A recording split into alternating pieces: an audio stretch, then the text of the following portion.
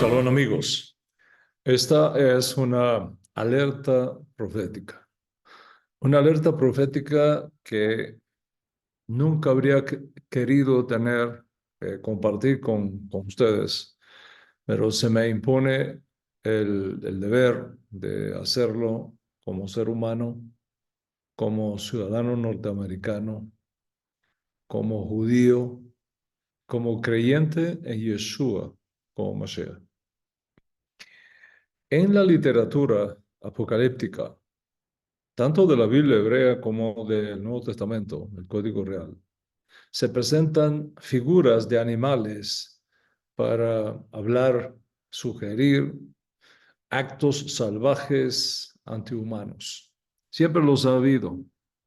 Sin embargo, todo indica que hacia el final de esta edad presente, 4 animales conocidos por el hombre representan los procesos escatológicos que van a marcar el fin de esta edad presente como ahora la conocemos. Son los famosos 4 caballos del Apocalipsis. Y quiero hablar de uno de ellos en esta alerta profética, que es también una alerta mundial.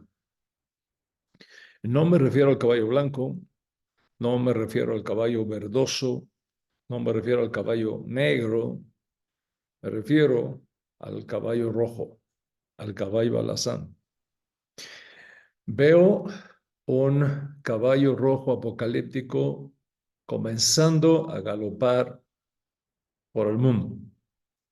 Pareciera que se ha soltado ya, porque aparentemente este jinete representa los asesinatos, los accidentes de muerte provocados, los homicidios cibernéticos y las marchas reclamando la muerte de personas y de países como nunca antes he visto y he conocido y he leído de la historia humana.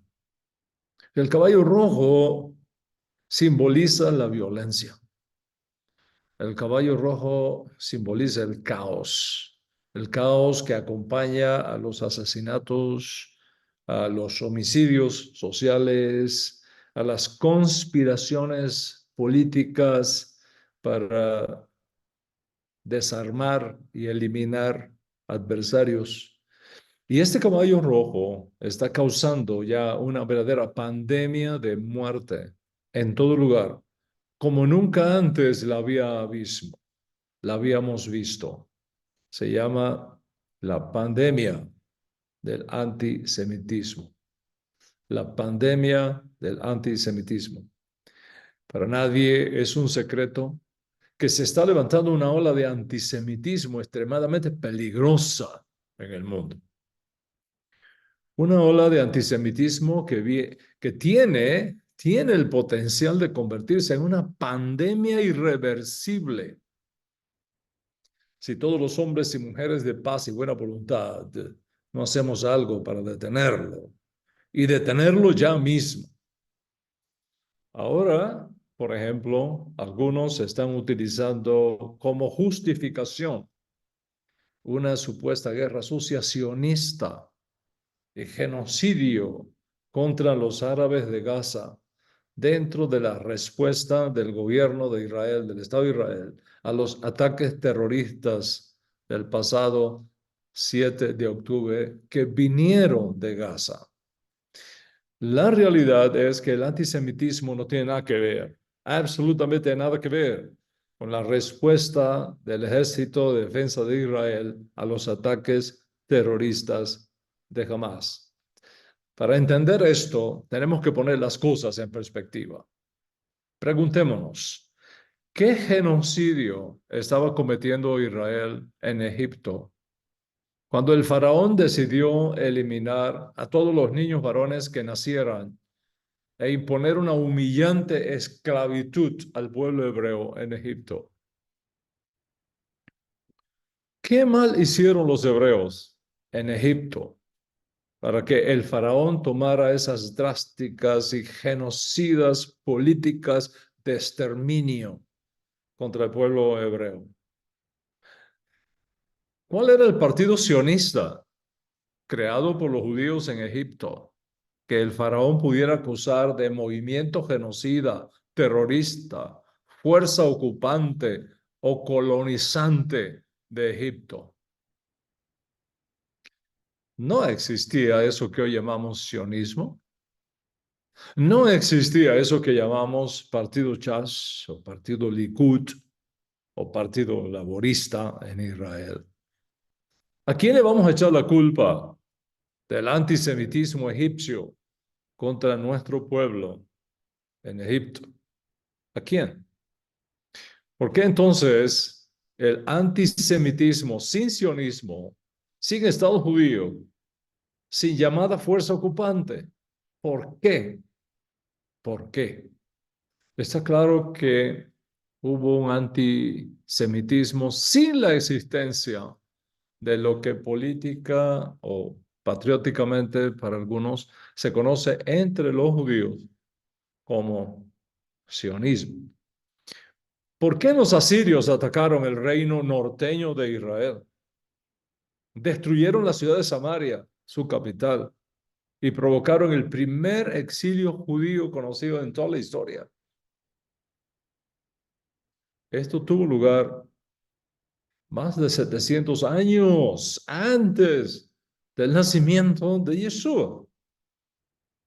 Se piensa en eso, para el siglo 8, antes del nacimiento de Yeshua, no existía lo que hoy llamamos sionismo, no existía el partido Chas, no existía el partido laborista, no existía el partido Likud en Israel. O sea, ¿a quién vamos a echar la culpa del antisemitismo asirio contra nuestro pueblo judío, contra nuestro pueblo hebreo? 800 años casi antes de Yeshua, siglo 8 antes de Yeshua. ¿Qué barco explotamos? ¿Qué aeropuerto bombardeamos? ¿Qué arreglo hicimos con Hamas para que nos atacara y destruyera Samaria y destruir así todo el reino norteño de Israel para justificar la respuesta legítima y atacar a Gaza después de octubre 7 con la intención de apoderarnos de esa franja? Si nosotros estuvimos allí en la parte norte de esa franja en el sur de Israel y se la entregamos toda en los días de Ariel Sharon, toda se la entregamos. ¿Cómo alguien puede venir a decirnos que estamos queriendo tomarnos la franja de Gaza? Sin embargo, tanto Egipto primero como Asiria después planearon borrarnos del mapa, eliminarnos de la faz de la tierra. ¿A quién le vamos a echar la culpa? ¿A Hamas? ¿A Irán? ¿Al Consejo de Seguridad de las Naciones Unidas? ¿A China? ¿A Rusia? ¿Y qué diremos de los babilonios y su proyecto de destrucción de Jerusalén y el exilio a Babilonia del reino de Judea? ¿Nabucodonosor estaría enojado con Netanyahu y por eso lo hizo? ¿O estaba enojado con Katz? ¿O con el actual presidente de Israel? ¿O con la Corte Suprema de Israel? No existía el movimiento sionista cuando Nabucodonosor destruyó nuestra ciudad santa, nuestro templo, y nos llevó al exilio. ¿De dónde salió ese odio de los egipcios? ¿Y de dónde salió ese odio de los asirios? ¿Y de dónde salió ese odio de los babilonios? No me digan que de Hamas. No me digan que de Hezbollah, ni de Fatah o de la OLP. Ese odio tampoco salió del Corán, el libro sagrado de los musulmanes. No existía el Corán para entonces. Podríamos decir que Amán, el agageo, estaba muy enojado con los judíos porque les habíamos robado sus tierras y era una fuerza ocupacionista en Palestina y que por eso se enojó Amán, el ministro de Finanzas de Ahasverosh, según el libro de Esther. Vamos a decir que la horca que el malvado Amán había preparado para Mordecai era el resultado de su terrible frustración, porque los judíos le habíamos robado sus tierras y ocupado Palestina y levantado asentamientos judíos en Judea. Eso fue lo que produjo el odio de Amán contra nosotros. ¿Y qué decirte de los grecosirios?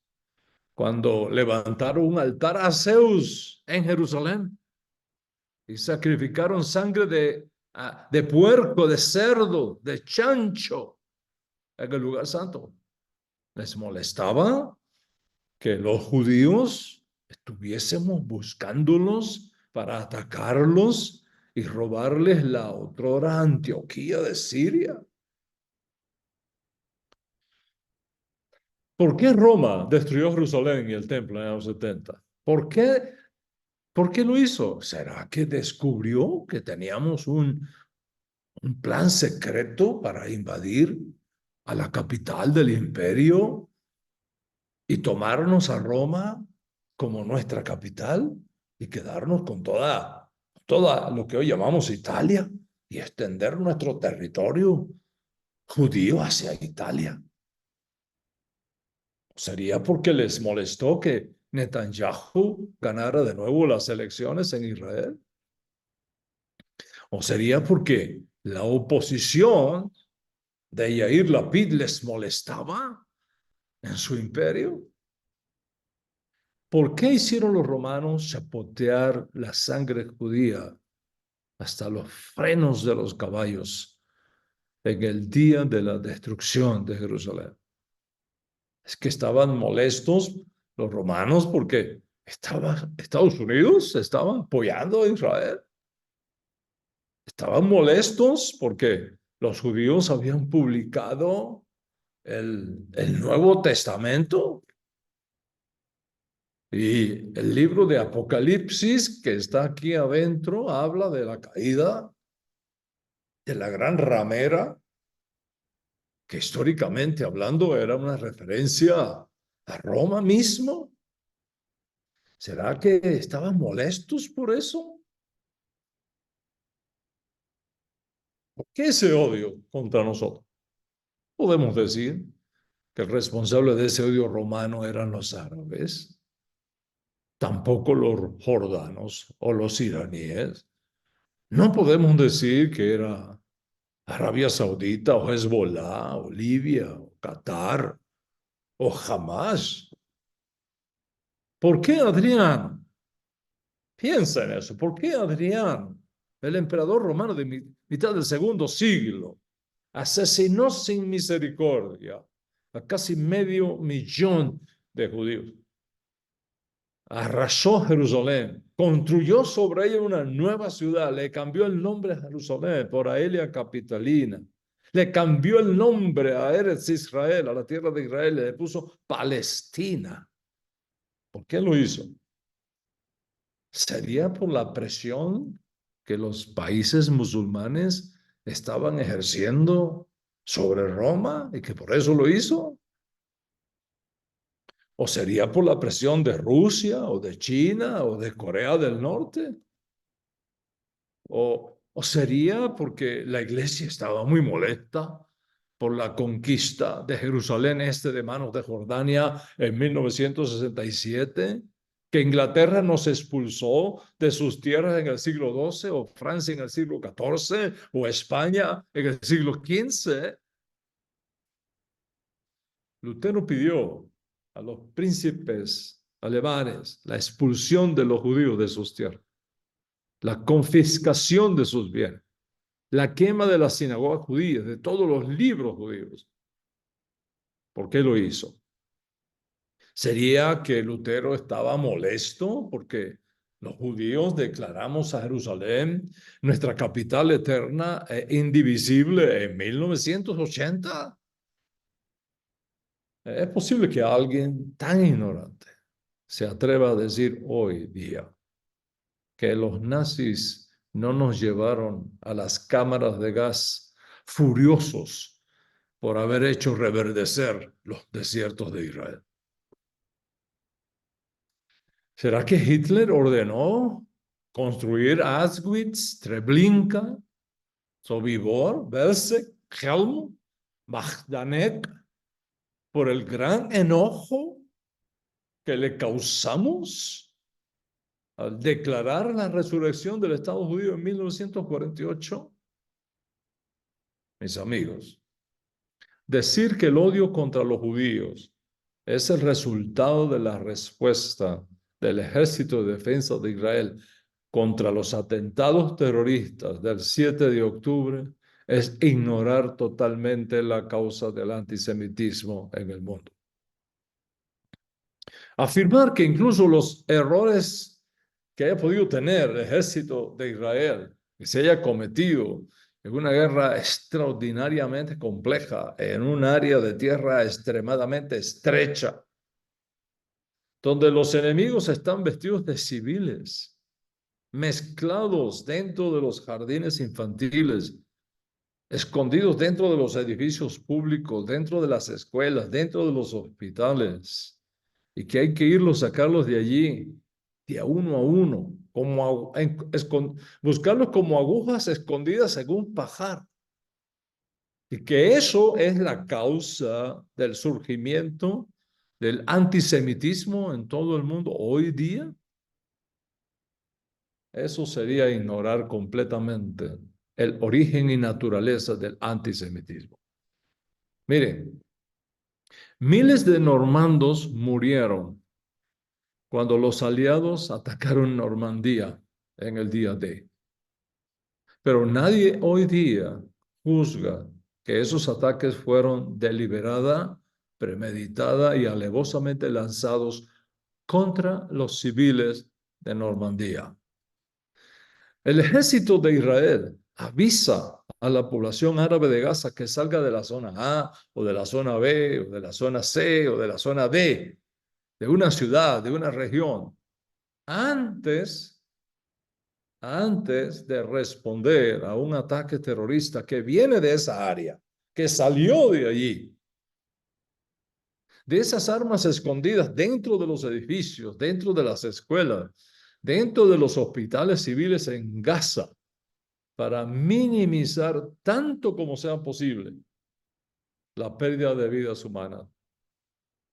El Ejército de Defensa de Israel lanza decenas de miles de avisos, panfletos por aire, por mensajes de texto a los teléfonos, para avisar a la población civil que salga de esas áreas, que no entre en esas áreas, para evitar la muerte de civiles inocentes. Déjenme decirles que muchos de los civiles que mueren, lamentablemente mueren porque alguien los está obligando a permanecer en esa zona de guerra para inmolarlos luego como mártires y entonces demonizar a Israel ante la opinión pública internacional y recibir a cambio incluso asistencia económica como indemnización para su propia organización terrorista. Negocio redondo, cuando la vida humana no vale absolutamente nada para un terrorista. Además, otros muchos supuestos civiles que mueren y que cuentan luego como civiles que mueren, son civiles porque están vestidos de civil. Están vestidos de civiles, evadiendo las normas internacionales que obligan a los ejércitos de cualquier país u organización llevar los trajes militares claramente identificables para no confundirlos precisamente con la población civil. Jamás es una organización terrorista. Una organización terrorista que se mueve entre las escuelas, los jardines infantiles, los hospitales, los edificios familiares, vestidos de civiles. Solo visten de militares ante la opinión pública, ante las cámaras, o en cualquier escenario donde les convenga vestir de militares. El resto del tiempo son terroristas armados hasta los dientes, pero vestidos de civiles. Lógicamente, cuando caen en batalla y mueren o son heridos, los videos los presentan como muertos civiles, heridos civiles. Cuando tuvo lugar el ataque terrorista de Hamas contra Israel el pasado octubre 7, la inmensa mayoría de los terroristas de Hamas estaban vestidos de civiles. Lo pueden ver perfectamente en el video que está delante de tus ojos.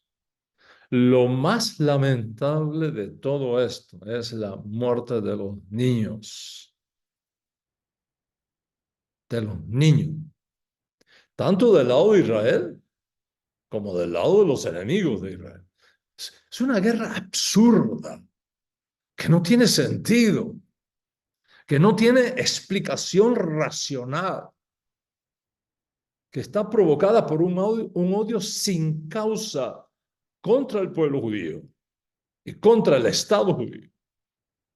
Desde los días de Abraham Avinu, el padre de la nación judía, hasta nuestros propios días, 4000 años después.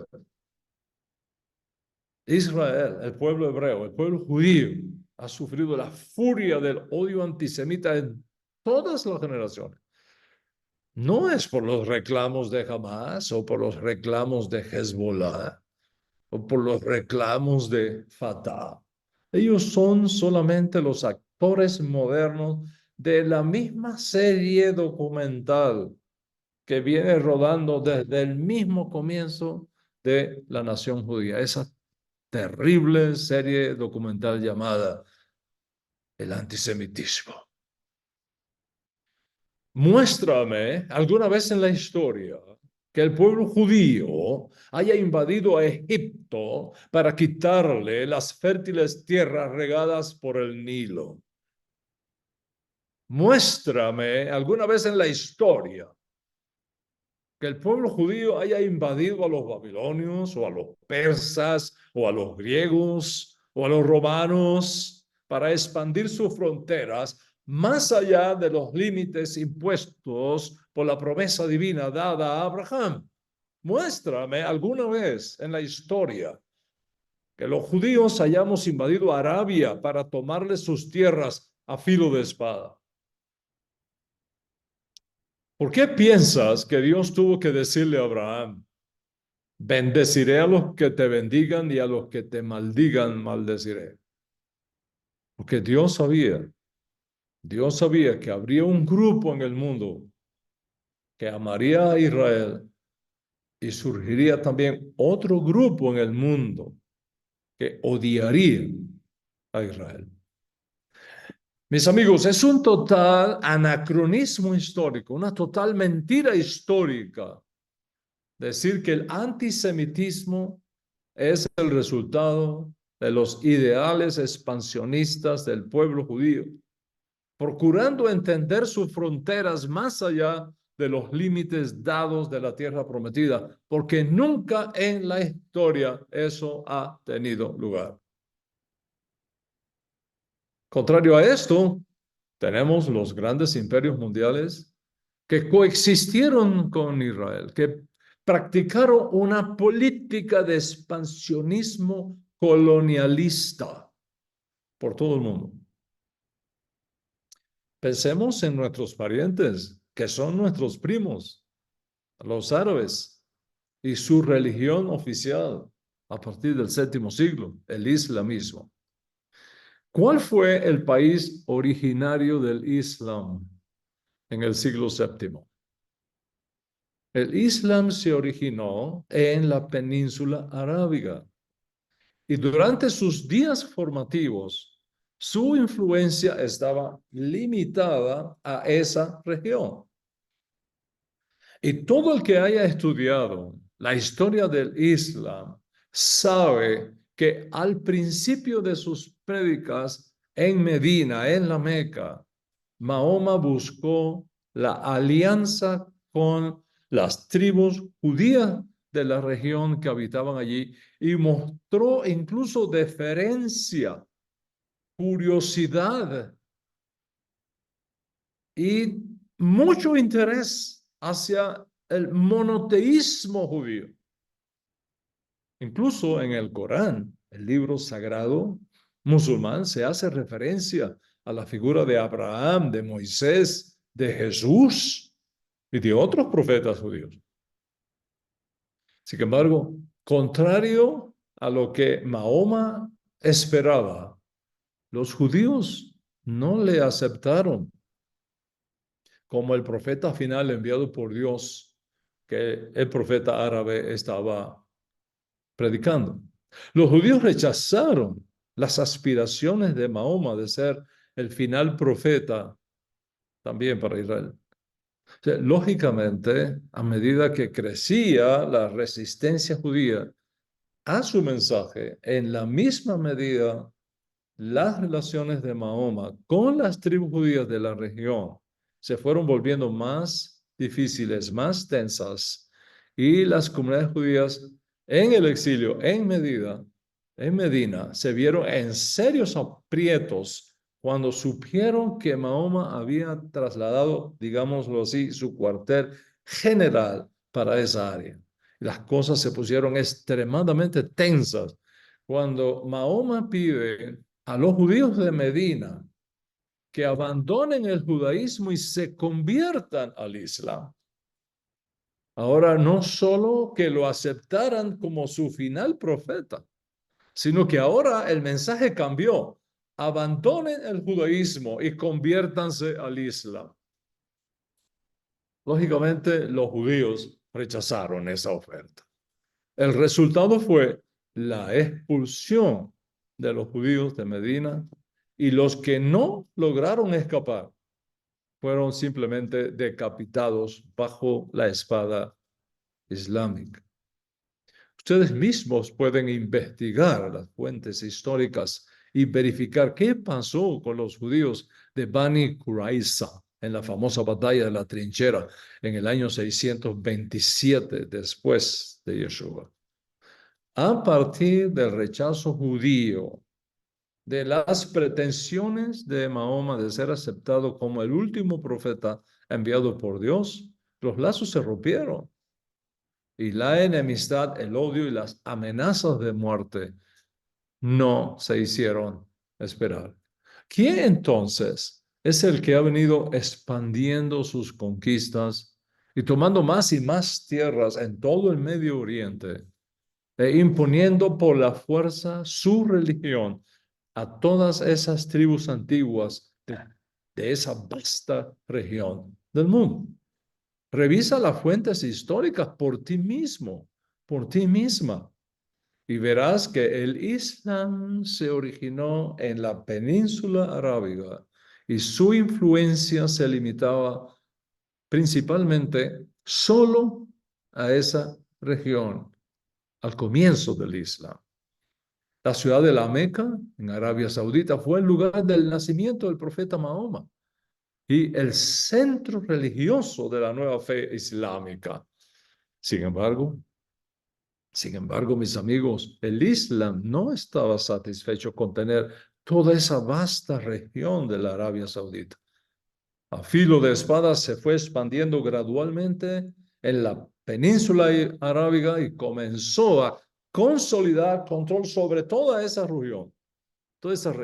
A la muerte de Mahoma, aproximadamente en el 632, después del nacimiento de Yeshua, uno podría pensar que sus discípulos y sus adeptos, sus seguidores, se mantendrían dentro de las fronteras de Arabia Saudita. ¿Para qué más tierras?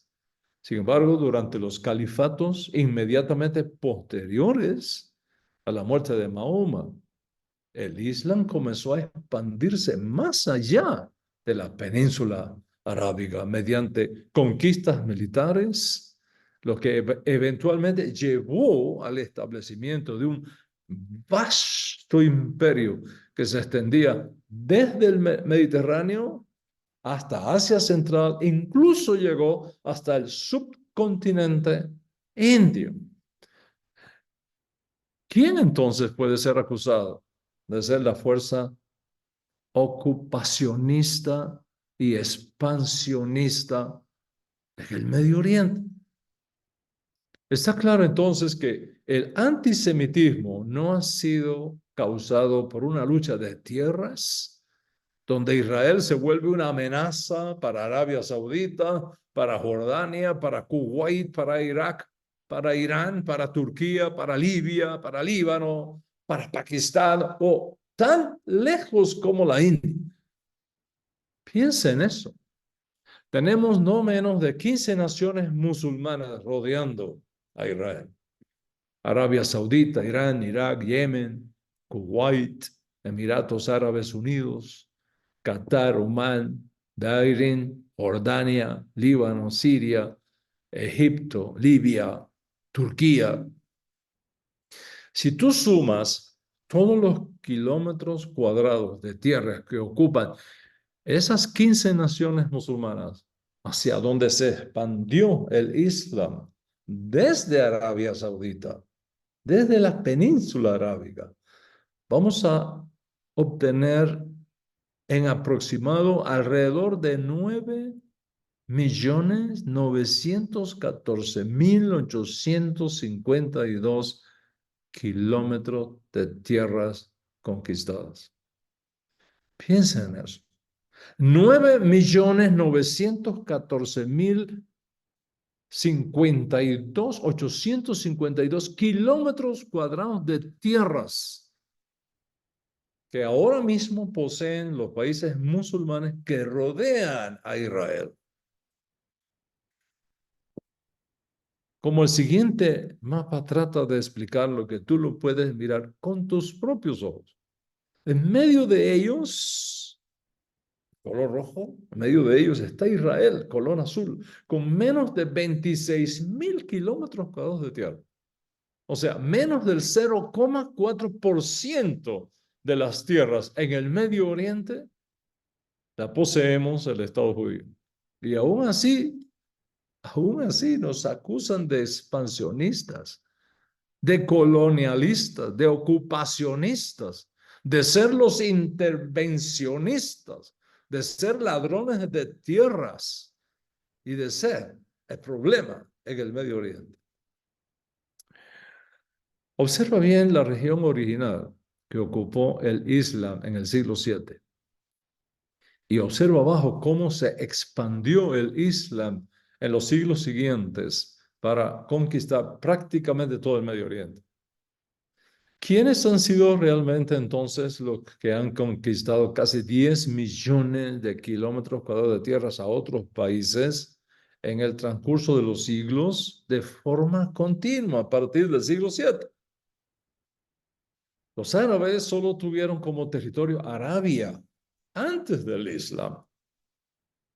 Después del Islam, 14 países ahora son árabes con una población superior a los 446 millones de árabes rodeando a Israel. Y frente a eso, piensa lo que significa solo 6 millones de judíos viviendo en un área reducida de menos de 26.000 kilómetros cuadrados. Pero tal vez la siguiente gráfica nos puede ayudar a ver mejor la proporción de judíos y árabes en el Medio Oriente. Toda esa zona roja que ves ahí es la población árabe y esa pequeña cuñita azul, la población judía.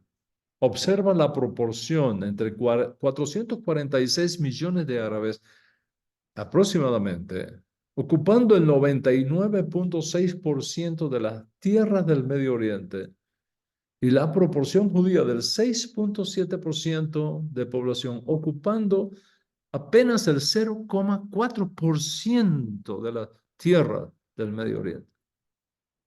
En ninguno de esos 14 países que forman los países árabes del Medio Oriente vivieron árabes antes del siglo VII, es decir, antes del surgimiento del Islam.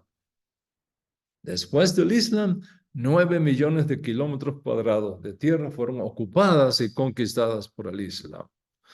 ¿Quién entonces es la fuerza expansionista en el Medio Oriente? ¿Qué es entonces la fuerza ocupacionista en el Medio Oriente? ¿Cómo puede alguien afirmar que el odio a Israel es por ser la fuerza expansionista? Es por ser la fuerza colonialista, ocupacionista. En el Medio Oriente, cuando ocupamos menos del 0,4% de las tierras del Medio Oriente y nunca hemos tenido más en 4.000 años de historia. ¿Quiénes han sido realmente los colonizadores de tierras en el Medio Oriente? ¿Los judíos? ¿El judaísmo? Muéstrame un solo país que Israel haya conquistado y tomado como tierra propia para expandir sus fronteras más allá de los límites establecidos por la promesa que el Eterno entregó a Abraham y que fueron visibles durante el reino de David y de Salomón en el siglo X, antes del nacimiento de Yeshua. Ni uno solo. Mis amigos, Israel no es imperialista. El judaísmo no es imperialista. Israel nunca ha sido una amenaza para Egipto, ni para Babilonia, ni para Grecia, ni para Roma. Y tampoco hoy día. Israel es una amenaza para Jordania, o para Arabia Saudita, o para el Líbano, o para Siria, o para Turquía. Ni siquiera para Irán, mucho menos para Europa, muchísimo menos para América. Todo lo contrario. La única cosa que Israel quiere es vivir en paz con todos sus vecinos, en ese pedacito de tierra que constituye menos del 0,4% de las tierras del Medio Oriente.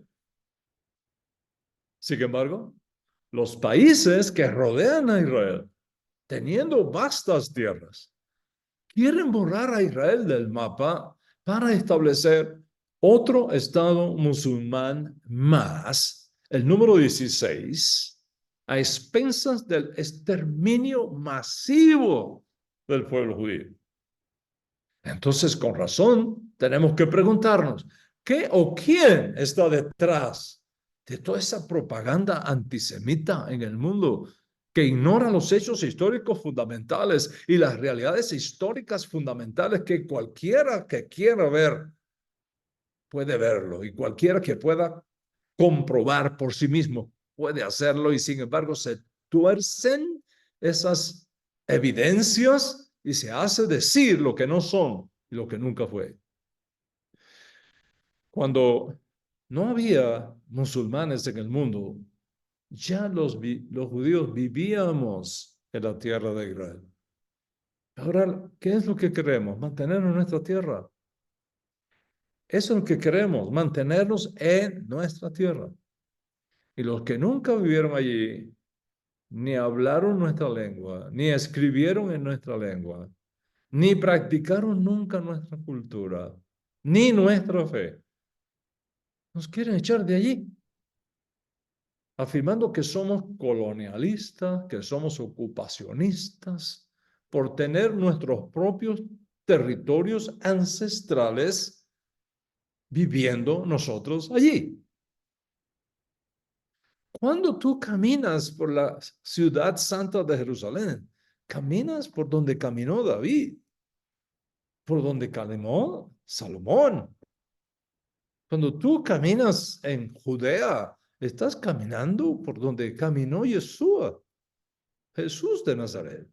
Cuando tú caminas por la Galilea, sea en Cafarnaúm, sea si cruzas el lago de Galilea, estás cruzando y estás tocando las tierras que tocaron los judíos siglos y siglos atrás, mucho antes del surgimiento del Islam.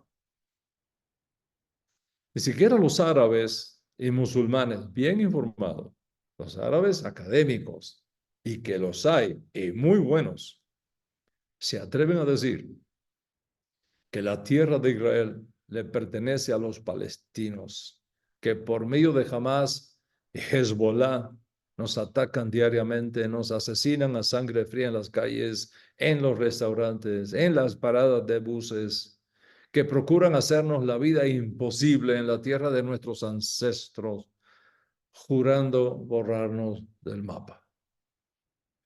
Y ahora, cuando están prácticamente derrotados, ahora cuando están desarmados, ahora cuando están ya acorralados, a punto de ser totalmente eliminados, todas esas fuerzas terroristas de Hamas y sus líderes están a punto ya de ser totalmente controlados y deshabilitados por el Ejército de Defensa de Israel. Ahora quieren proponernos poner las armas, que Israel ya no continúe buscándolos en Rafa o en los túneles que todavía tienen escondidos en esa área, que se firme la paz, que se van a desarmar, que se van a convertir en un partido político palestino a cambio de que los dejes en paz, que Israel no los ataque más y que se construya un Estado palestino sin reconocer el derecho a Israel a existir como Estado para los judíos. ¿Quién se cree esa propuesta? Entonces, ¿qué hay detrás de todo este levantamiento del antisemitismo en el mundo? En nuestras escuelas, acá en América y en Europa, lo estamos viendo. Levantamientos de olas antisemitas en todo el mundo, en nuestras escuelas, en nuestras ciudades, en nuestras universidades. Una situación extremadamente difícil, por ejemplo, la Universidad de Columbia. Pues la policía no puede entrar porque como es privada, las marchas están dentro de los límites de la universidad. Ahí están las marchas pro-palestinas jurando la destrucción de Israel y la destrucción de América. ¿Cuál es la razón de todas esas manifestaciones pro-palestinas, antijudías? Recientemente, el primer ministro de Israel, el señor Netanyahu, hizo un llamado al mundo para detener de una vez y por todas la pandemia del antisemitismo en el mundo. Quiero que lo escuches. Está en inglés, pero la transliteración es leíble y entendible para todos ustedes. Vamos a escuchar. What's happening on America's college campuses is horrific. Anti-Semitic mobs have taken over leading universities. They call for the annihilation of Israel. They attack Jewish students. They attack Jewish faculty. This is reminiscent of what happened in German universities in the 1930s. It's unconscionable. It has to be stopped. It has to be condemned and condemned unequivocally. But that's not what happened. The response of several university presidents was shameful. Now, fortunately, state, local, federal officials, many of them have responded differently, but there has to be more. More has to be done. It has to be done not only because they attack Israel, that's bad enough. Not only because they want to kill Jews wherever they are, that's bad enough. It's also, when you listen to them, it's also because they say not only death to Israel, death to the Jews, but death to America. And this tells us that there's an anti-Semitic surge here that has terrible consequences. We see this exponential rise of anti-Semitism throughout America and throughout Western societies as Israel tries to defend itself against genocidal terrorists who hide behind civilians. Yet it is Israel that is falsely accused of genocide, Israel that is falsely accused of starvation and all sundry war crimes. It's all one big libel. But that's not new. We've seen in history that anti-Semitic attacks were always preceded by vilification and slander. Lies that were cast against the Jewish people that are unbelievable, yet people believed them. And what is important now is for all of us who are interested and cherish our values and our civilization, to stand up together and to say enough is enough. We have to stop anti-Semitism because anti-Semitism is the canary in the coal mine. It always precedes larger conflagrations that engulf the entire world. So I ask all of you, Jews and non-Jews alike, who are concerned with our common future and our common values, to do one thing. Stand up, speak up, be counted. Stop anti-Semitism now. Bueno, se afirma que Israel ha sido un estorbo para la ayuda humanitaria a los gazitas, a los árabes en Gaza, en la lucha contra los terroristas de Hamas. Sin embargo, nada más lejos de la verdad. Escuchemos a un pastor cristiano exponiendo esta gran mentira de la prensa amarilla del mundo. Ahí lo tienen. Escucha sus palabras. Tal vez a esta altura te preguntes, ¿por qué hay tantas resoluciones entonces en las Naciones Unidas contra Israel? ¿Por qué? Lógicamente, de los 193 países que componen el Pleno de las Naciones Unidas, hoy día el llamado G77 pro-musulmán ha crecido a más de 120 países, prácticamente todos dependientes del petróleo árabe y por intereses económicos pro-musulmanes. Cuando hay una votación entre 193 con 120 pro-petroárabes ya en línea para votar, ¿qué puedes esperar que sucedan en esas votaciones? Está claro que las cosas andan muy mal en el mundo. A lo que llaman bueno, llaman malo. A lo que es malo, llaman bueno. ¿Por qué? ¿Por qué ese odio enfermizo e injustificado contra Israel, contra el pueblo judío? Le hemos dado al mundo la Biblia. Le hemos dado al mundo el Mesías. Le hemos dado al mundo los más grandes descubrimientos científicos que tú puedas imaginar. Si hoy día tú tienes teléfonos celulares, es por causa de los judíos. Si tú tienes computadores, sistemas operativos que se mueven dentro de nuestros computadores, tenemos que darle gracias al pueblo judío por eso. Le hemos dado al mundo los más grandes descubrimientos científicos que tú puedas imaginar.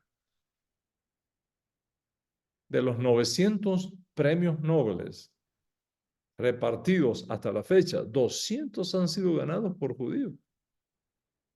Piensa en eso. Siendo el 0,2% de la población mundial,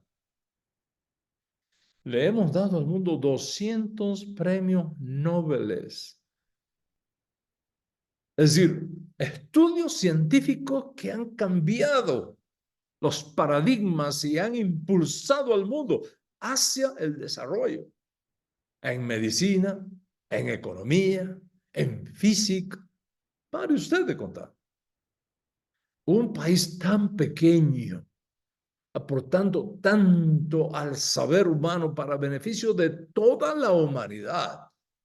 ¿Por qué es tan odiado entonces? ¿Por qué es tan perseguido? ¿Qué es lo que hay detrás?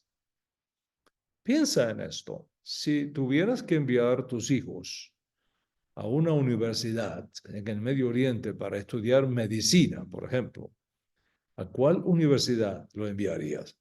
¿A cuál universidad lo enviarías? ¿A la Universidad de Damasco, en Siria? ¿Allí lo enviarías?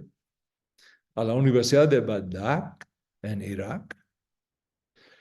¿Lo enviarías a la Universidad de Sanaa, en Yemen? ¿O los enviarías a estudiar medicina en la Universidad de Tel Aviv o en la Universidad Hebrea de Jerusalén? Si tuvieras que guardar tu dinero en algún banco del Medio Oriente, ¿en cuál banco lo harías? Que te ofrezcan las mismas garantías que en los bancos de Estados Unidos o de Suiza para guardar tu dinero. ¿Lo pondrías en el banco comercial de Siria? ¿Pondrías tus ahorros en el Banco Central del Yemen? ¿Lo pondrías en el Banco de Palestina, en Ramallah? ¿O lo pondrías en los bancos de Israel, sea el Banco Hapoalim, el Banco Leumi o el International Israel Discount Bank? ¿Cuál lo pondría? Ninguno de los, mira, piensa en eso, piensa en esto, piensa en esto. Ninguno de los grupos pro-palestinos que vemos en esas manifestaciones en nuestras universidades pondría un solo centavo en el Banco de Palestina. Ninguno de los miembros del LGTB+ y del movimiento feminista internacional que defienden la igualdad del género y toda su agenda que conocemos, y que los vemos protestando contra Israel a favor de Hamas y Hezbollah, podrían poner un pie ni en Irán, ni en Irak, ni en Yemen, ni en Jordania, ni en Siria, ni entre los palestinos de Ramallah y Gaza, porque los apedrearían a todos. Sin embargo, protestan contra la única democracia en el Medio Oriente que respeta los derechos de todos, de las minorías, incluyendo las minorías del LGTB++. Es a todas luces algo irracional. Es inconcebible que alguien proteste en contra del único país que respeta tus propios derechos civiles que les son negados por los gobiernos que defienden en sus marchas pro-Palestina. Piensa cómo están atrofiadas las mentes en el mundo al revés que vivimos ahora. El día cuando se forme un nuevo Estado Islámico palestino, ninguno de los miembros del LGTB+ y del movimiento feminista internacional que ahora marchan protestando contra Israel podrían poner un pie dentro de ese nuevo Estado palestino y exigir los derechos minoritarios que Israel les concede. Es decir, están usando los derechos que le brinda nuestra democracia para protestar contra la única democracia en el Medio Oriente a favor de regímenes dictatoriales antidemocráticos. ¿Qué mente lógica puede explicar eso? Si los miembros del LGTB+ y el movimiento feminista internacional pro igualdad del género y demás fueran inteligentes, defenderían al único país en el Medio Oriente que les permite hacer sus marchas en sus ciudades, no defender a aquellos que los apedrearían y les cortarían la cabeza tan pronto comiencen a armar un desfile pro LGTB en Teherán o en Damasco. Entonces, ¿qué es lo que hay detrás? ¿De dónde sale este odio virulento contra el pueblo judío? Les voy a decir lo que yo pienso que es la verdadera razón, mis amigos. Que no es algo nuevo. Que no es por tierras, que no es por políticas imperialistas o colonialistas, que no es por abusos humanos, que no es por discriminación racial, que no es por abuso a minorías, que no es por convertirse en una amenaza para nadie. Todo lo contrario, una luz y una bendición para todos los pueblos de la tierra. Entonces, si esto es así, ¿por qué ese odio? ¿Cuál es la razón de ese odio?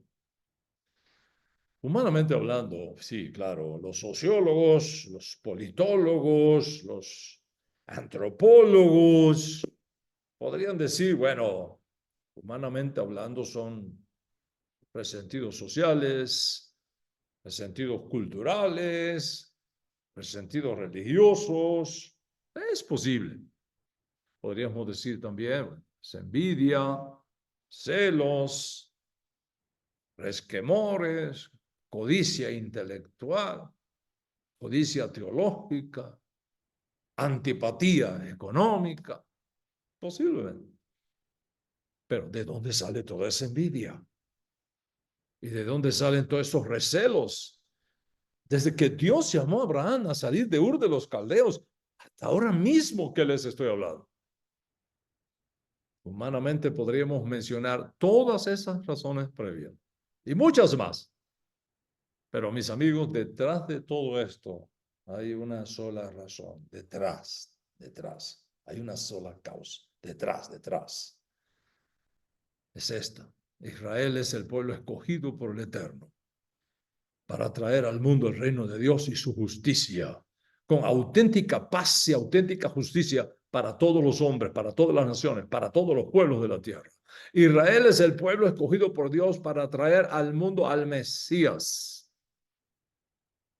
Sin embargo, no podemos ser tan ilusos como para negar que hay otro reino operando en este mundo.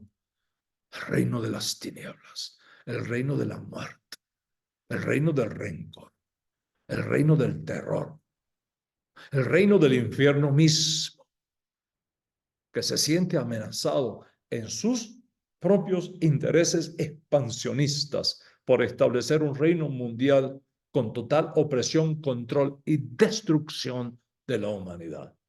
Son los representantes de ese reino de muerte y oscuridad los que tienen sus extraterrestres de maldad operando aquí en este mundo. Están infiltrados aquí entre nosotros.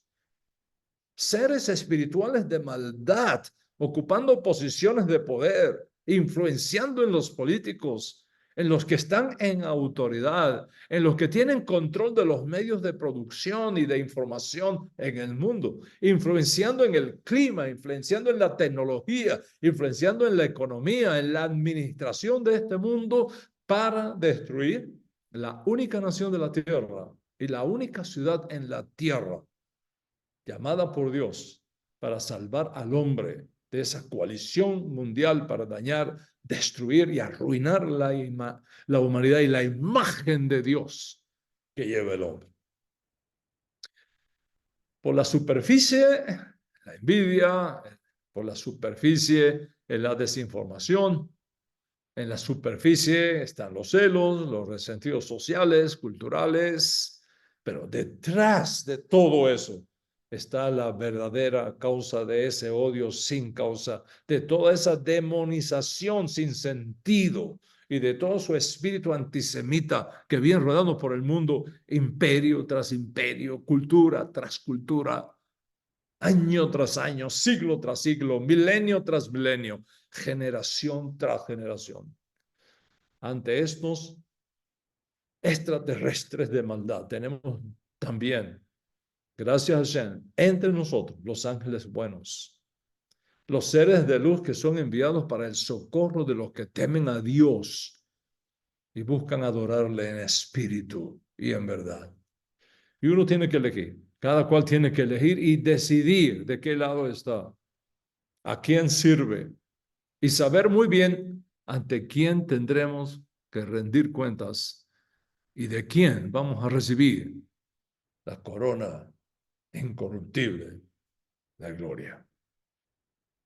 Hoy en esta alerta hago un llamado para que abras tus ojos, para despertar a la realidad espiritual que se mueve en el mundo y tomar partido a favor de la luz, a favor de la justicia, a favor de la verdad y de la cultura del amor y la paz. Decir que amo a Israel, que amo al pueblo judío, no es solo asunto de palabra.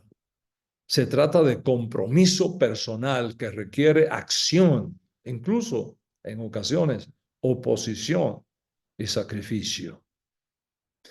Cada uno de ustedes tiene un papel que desempeñar en la construcción de un mundo más pacífico y solidario que las amenazas de muerte y exterminio al pueblo judío y de todos los que defienden a nuestro pueblo judío. Yo sé que las palabras son importantes, pero son tus acciones los que van a hacer la diferencia. Escucha esta clase una y otra vez, hasta que puedas captar su esencia, su ADN, y ser capaz de replicarla, duplicarla, y pasar esta información a otros para que ellos hagan también lo mismo. El nuevo mundo, según Dios, que queremos construir, está en nuestras conciencias está en nuestras manos. Y cada uno de nosotros tiene que ser un agente de cambio hacia la paz, hacia la verdad y hacia la justicia. No podemos construir un mundo de justicia y paz con mentiras, con desinformación, con agendas escondidas, con amenazas de muerte y exterminio. Y es hora de que tú te levantes.